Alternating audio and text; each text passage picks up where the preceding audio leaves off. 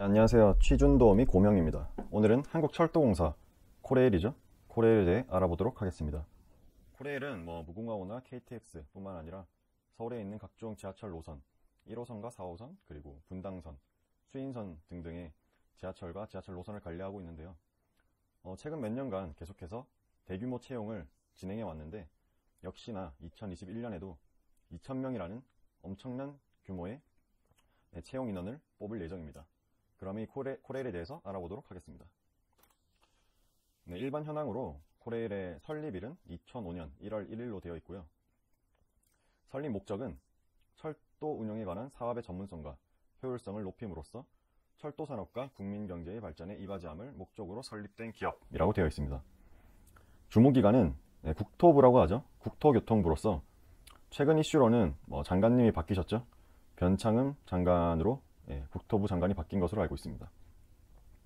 그리고 소재지가 대전광역시라고 되어 있는데 이건 본사의 소재지입니다. 코레일이 워낙에 전국구다 보니까 직무와 직렬에 따라서 정말 천차만별로 위치가 달라질 수 있고 아마 지원하실 때 처음에 위치를 정하는 게 있을 겁니다. 예를 들어 경상도라든가 충청도, 경기도권을 먼저 선택하고 지원하게 되어 있으니까 멀리 떨어진다는 걱정은 안 하셔도 될 것으로 보입니다. 그리고 추가적인 내용은 제가 그냥 퍼온 건 아니죠. 코레일 홈페이지에서 가져온 건데 혹시나 면접 준비하시는 분들이 도움이 될 것 같아서 넣어봤습니다. 다음으로 임직원 수를 알아보겠습니다. 임직원 수를 알아봄으로써 이 회사의 규모, 크기 정도를 알 수 있겠죠. 우선 상단에 빨간색 네모 상자를 보시면 A가 임원의 수, 그리고 B가 정규직 수입니다. C 같은 경우는 무기계약직인데 코레일에는 무기계약직이 존재하지 않습니다.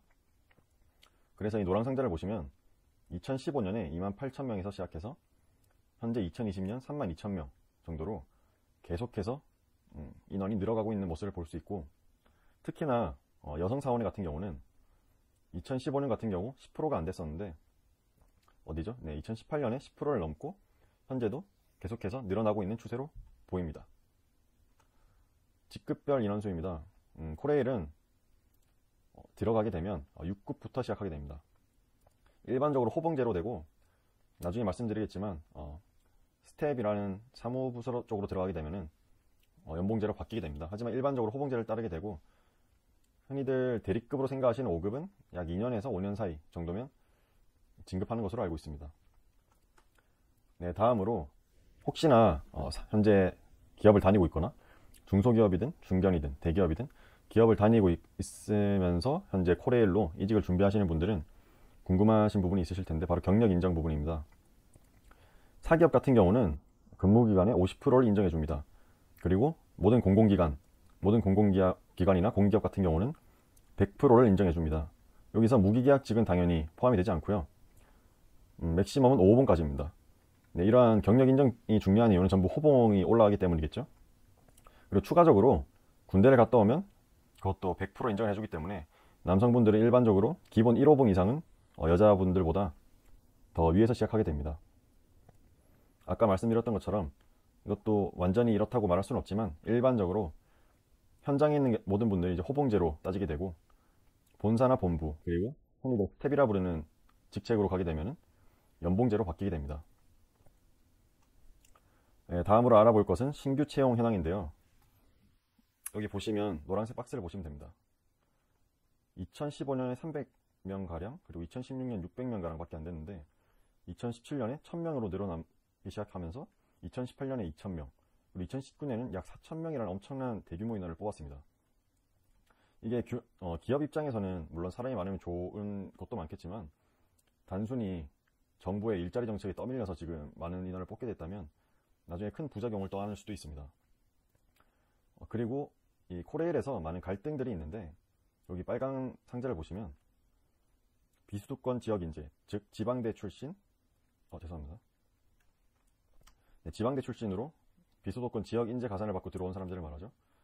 그분들이 거의 50%에 달하죠. 50%에 달합니다. 그리고 고졸 인력이 18년에는 약 25%였지만 2019년에는 4,000명 중에 1,000명이나 뽑았죠.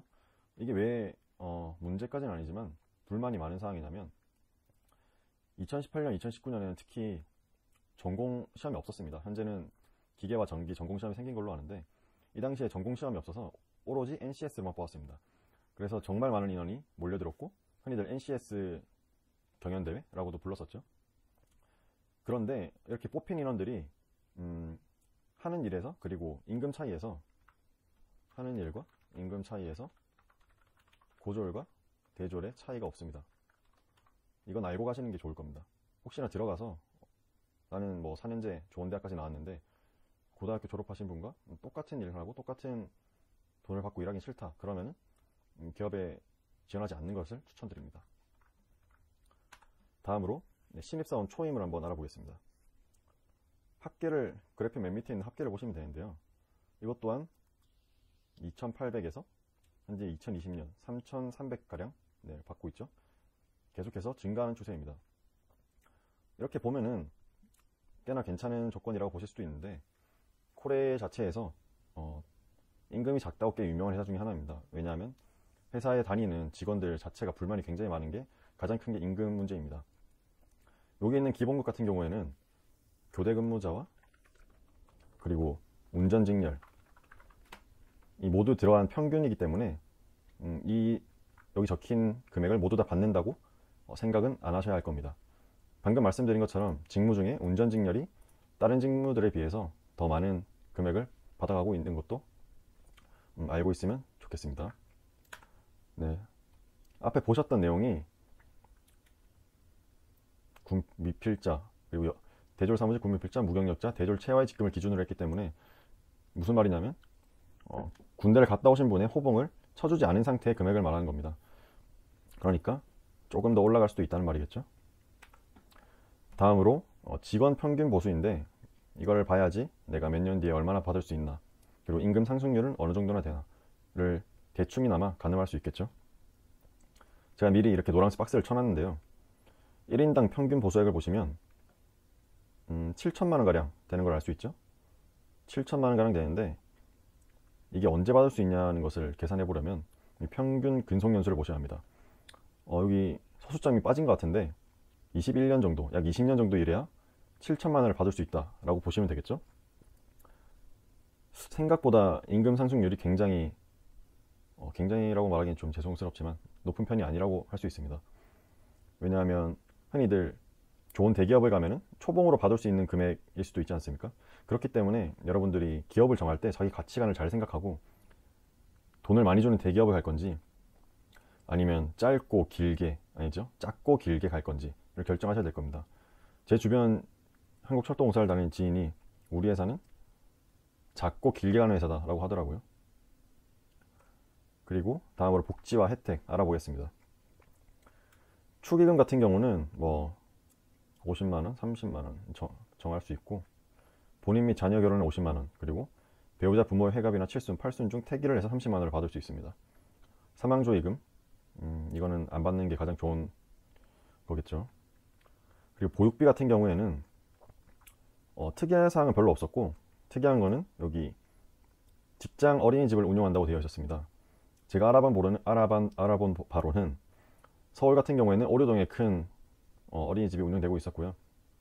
아무래도 규모가 큰 공공기관 같은 경우는 이렇게 자체적으로 어린이집을 운영하는 경우가 많습니다.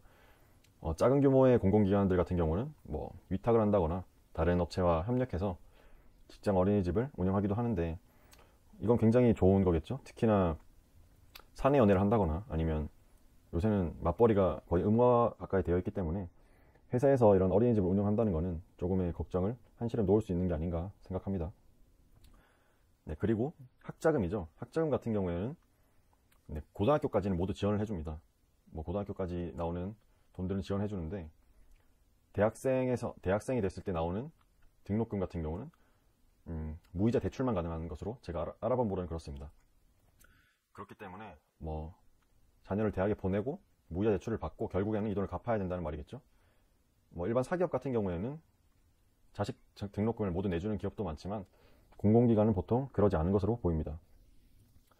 그리고 주택자금이 없는 것도 좀 큰 단점 중 하나라고 보이네요. 네, 다음으로 생활안정자금도 지원을 해주지 않는다고 되어 있네요.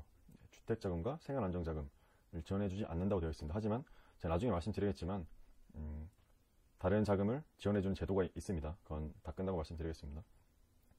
그리고 의료비와 건강검진비 같은 경우에는 전 임직원에 대하여 산업안전보건법에 의한 건강진단 및 공사에서 매년 실시하는 추가 건강검진 비용을 모두 기본한다고 되어 있죠. 즉 일반적인 건강진단하고 추가적인 건강검진 진단 모두 제공한다고 되어 있습니다. 그리고 경조비, 유족 1호금이 있고 선택적 복지제도, 흔히들 복지 포인트라고 하죠. 현금으로 나오진 않지만 그 포인트를 인터넷에서 사용할 수 있고 그 회사 카드로도 결제를 해서 차감될 수 있게 하는, 흔히들 영혼을 끌어모아서 연봉을 계산한다고 하죠. 그때 항상 들어가는 게 이 복지 포인트입니다. 이 코레일에는 약 70에서 80만원 가량 복지 포인트가 제공되는 것으로 알고 있습니다. 그리고 문화여가비 같은 경우는 다른 건 크게 잘 모르겠지만 이 회사에서 운영하고 지원해주는, 운영을 하는 건 아니죠. 지원해주는 리조트가 있습니다. 그렇기 때문에 뭐 여행을 가고 싶거나 리조트를 이용하고 싶을 때 신청만 하면 훨씬 저렴한 가격으로 이용할 수 있는 것으로 보입니다. 네, 그리고 이 코레일 제가 자료를 준비하면서 현재 다니고 있는 현직자들이 가장 불만이 많은 게 임금과 더불어서 바로 노조였습니다. 이 노조가 너무 강성하기 때문에 마음에 안 드는 부분이 굉장히 많아 보여졌는데, 가입 대상 인원이 25,000이고 현재 가입되어 있는 인원은 2만 명 가량입니다. 현재 최근에 입사한 젊은 층들은 이런 노조에 대한 반감이 커서 탈퇴를 하는 경우도 많지만, 아무래도 역피라미드 구조가 강한 이 코레일에서 대다수의 40, 50대 분들이 노조원으로 활동하고 있고 노조에 가입되어 있기 때문에 탈퇴하는 것도 어려울 뿐더러 자기 의견 표출하기도 조금 힘들다고 들었습니다. 민주노총 소속의 전국철도노동조합인데요. 아시는 분들은 아시겠지만 민주노총이 워낙에 파업이라던가 굉장히 좀 강성하고 강한 규모로 하는 것으로 알고 계시죠. 들어가기 전에, 입사를 하기 전에 알고 가시면 좋을 것 같습니다. 제가 블라인드를 찾아봤을 때는 뭐 이런 말도 있었습니다. 임금은 알고 왔지만 노조는 모르고 왔다 라는 말이 있더라고요. 그 정도로 노조에서 받는 스트레스를 많이 받는 사원들도 꽤나 있는 것으로 보입니다. 네, 그리고 제가 아까 전에 말씀드리려 했던 거는 복지 같은 경우에는 뭐 생활안정자금을 지원하지 않는다고 되어 있는데, 코레일 내부에 상조회라는 것이 있습니다. 여기서 대출을 받을 수 있습니다. 대출을 받을 수 있는데 최대 6천만원. 그리고 제가 알아본 바로는 이자도 굉장히 쌌습니다. 네, 그래서 은행 대출보다 이자율이 싸고, 그리고 특이점이 있었는데 신용등급에 들어가지가 않습니다. 즉 제가 돈을 빌린 걸 이 회사 내부 말고는 아무도 알 수 없다고 하더라고요. 그래서 꽤나 괜찮은 대출 제도인 것 같습니다. 오늘은 코레일에 대해서 알아봤고, 추가적인 질문은 댓글 달아주시면 제가 한번 알아보도록 하겠습니다. 그리고 제 주변에 있는 지인들을 통해서 특정 직무나 직렬에 대해서 조금 더 자세히 올리도록 하겠고, 제가 갖고 있는 면접 자료들을 통해서 한번 면접을 복귀하는 영상도 한번 올려보겠습니다. 감사합니다.